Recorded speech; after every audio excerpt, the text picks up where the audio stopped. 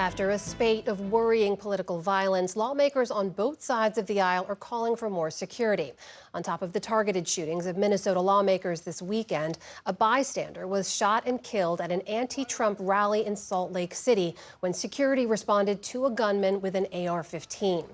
Joining me now to discuss this and more of the day's political news are Amy Walter of the Cook Political Report with Amy Walter and Leanne Caldwell of Puck News. Great to see you both. Hello. Good to be here. So, Leanne, Minnesota authorities said earlier that the alleged shooter there had a hit list of a number of officials, all Democrats. And we know he targeted Democratic lawmakers there. But as we reported earlier, we have seen political violence target both Republicans and Democrats. Of course, the president targeted twice. Democratic governors like Josh Shapiro and Gretchen Whitmer have been targeted.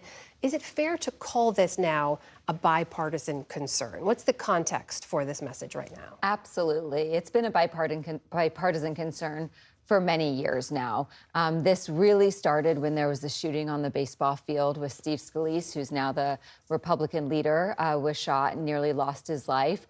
There were calls for more security for lawmakers then. After January 6, 2021, when the Capitol was attacked, there was more calls for security then. It has really played a role, actually, in members' views of their jobs as well. Lawmakers have been quite concerned for many years about not only their own security, but their family security as well.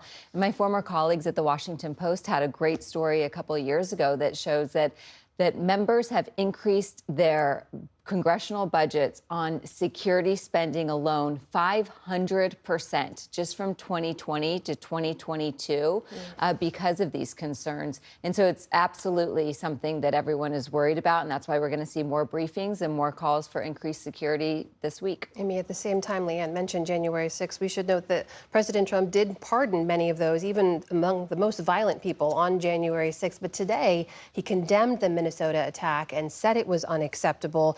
We did see some lawmakers, like Senator Mike Lee of Utah, respond with baseless claims online, calling the Minnesota shooter a Marxist. We saw Elon Musk also wrongly proclaim that the shooter was far left online.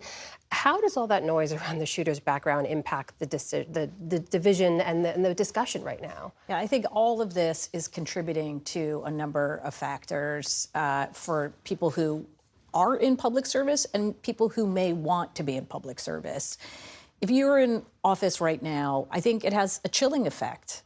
We talk to people all the time who would rather not rock the boat, rather not take a vote to oppose something or say something for fear, not just of themselves, but of their family members. Yeah. No matter how much security there is, how much money these lawmakers can put to sort of safeguarding themselves in Washington, they do have homes, they have multiple offices that people work in their districts. So you're talking about not just these individuals, but hundreds of people that they want to protect in their lives. It's easier to not speak. That's a really big problem if people's voices have been silenced, especially if they're voting in something that's controversial or that they're opposed to.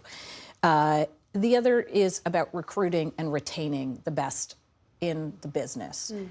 If you are an aspiring public servant, do you really want to put your family through this? And it used to be we would talk about this for Congress or maybe for president. Now you have to think about it if you're running for city council or these were state legislators who were targeted in Minnesota. These people are not going to be able to get the level of security that a member of Congress could get. It's just a sobering reminder there. I do want to pull back just a little bit and take a bigger look at some of the president's top priorities in particular in the context of all the news and the stories we're individually reporting on. Take a look. This is a non-exhaustive list, as we'll call it, of some of the deadlines that the president has really set for himself. On trade, he promised 90 deals in 90 days. We know that the tariffs are now set to go into effect in mid-July, on July 8th. On Iran, he said there were 60 days to reach a nuclear deal. The deadline for that passed. That was June 11th, and now we see Israel striking Iran, Iran striking back. In Ukraine, he promised to end the war on day one. He later said that was actually an exaggeration. And on immigration, the president and the vice president really promised 1 million deportations in year one. So far, there's about 200,000 as of the second week of June. And Leanne, on immigration alone, as Lisa was reporting there, he's rolled back some of the raids on business sectors that were impacted. And we know he's targeting Democratic cities, even though some of the largest undocumented populations are in Texas and Florida. How do you look at all this and the president's sort of failure to meet his own deadlines on a lot of these things? Yeah, well, the president is very good at setting expectations and then also moving the goalposts too, and being able to message in a way that still makes him seem like he has come out on top.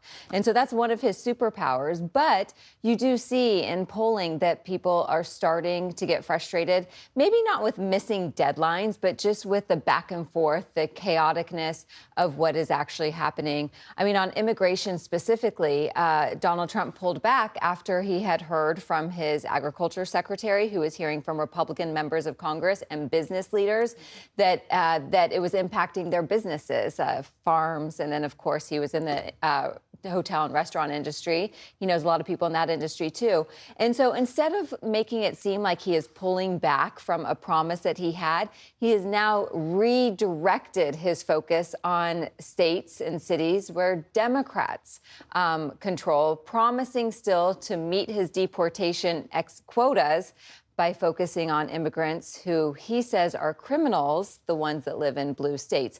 So the president is distracting, redirecting, and also trying to make it seem like he is still accomplishing what he said he would do. Yeah, and when we look at polling, the president's approval rating numbers with Republicans remain incredibly high. The one thing that has dropped is the strong approval rating. In other words, they're still think that he's doing a good job, but they're not quite as engaged, as motivated by Donald Trump as they were earlier on. I think that Leanne has it right. A lot of it is the chaos, the not really knowing, especially on tariffs and some of these other issues, where the ball's going to end up. Before I let you go, I want to get each of you to weigh in on the week ahead. We know that this big budget bill is making its way through Congress. We know that the Senate Finance Committee just released their section of the bill today. Leanne, what kind of fights are we looking at ahead, especially when it comes to these big ticket items like Medicaid between the Senate and the House? Yeah, it's not going to be easy. The Senate says that they weren't going to change this bill a lot, but the changes that they did make are really setting up fights, not only within their party among some members, but with the House as well, especially on this issue of Medicaid. There were a lot of House members and even a few senators who were very worried about steep cuts to Medicaid. And in fact, the Senate actually made deeper cuts to Medicaid than the House did. And so it's going to be a big lift for Senator John Thune to pass this over in the Senate, but the even bigger lift is reconciling with the House in the coming weeks. Yeah, where you also have incredibly small margins. The other big lift is going to be selling this plan. Democrats have been united for a while now on pushing this as an issue of cutting Medicaid, the largest cut to Medicaid in history. And there are signs that messaging has broken through, that people are talking about this and ingesting that. Now Republicans, they have to pass it, and then they've got to sell it and to a public that is probably a little more skeptical. Big lift for a big bill. We'll follow up more. Leanne Caldwell, Amy Walter, great to see you both. Thank you so much. You're welcome.